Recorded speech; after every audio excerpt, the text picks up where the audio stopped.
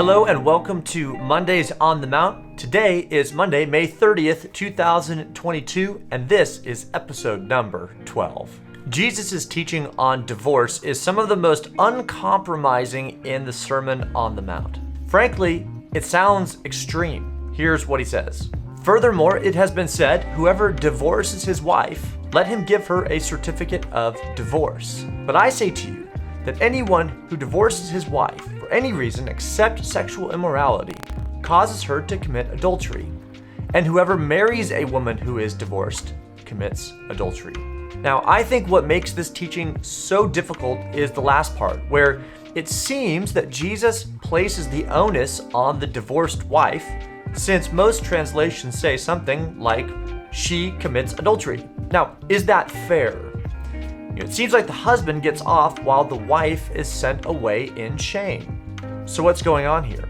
This is one situation in which a commentary or some knowledge of Greek will come in handy, because some of the nuance is hard to communicate in English. There are three main things happening in this text. First, you see the phrase, whoever divorces his wife. Now this is an active verb.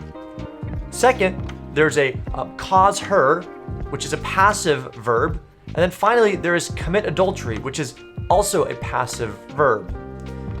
Now, the verb that describes the actions of the husband is the active, which places most of, if not all of, the onus on him. The verbs that refer to the wife in this case are passive, since she receives the action. We could even say that she is the victim of the husband's behavior. This strongly suggests that Jesus wanted to impress upon the men in the audience the severity of divorcing their wives. In this time, men could divorce their wives for just about any reason. In fact, the Talmud mentions burning the toast as cause for divorce. Now, this is probably an exaggeration, but you get the point. It would appear that Jesus is actually wanting to pressure, even shame men who arbitrarily divorce their wives. Now, however you understand this teaching, we cannot escape the massive emphasis that Jesus places on marriage. And some of us, particularly those who have experienced divorce, might be feeling pretty lousy at this point. Maybe you've experienced divorce and it was not due to your former spouse's infidelity. Now, if you feel let down, I just want to refer you back to the foundation of our relationship with Christ, which is grace. Now, the truth is that Jesus never compromises his expectations.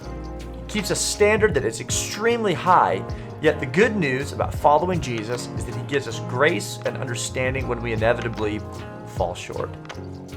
Thanks for joining us this week, and we will see you again soon for Mondays on the Mount.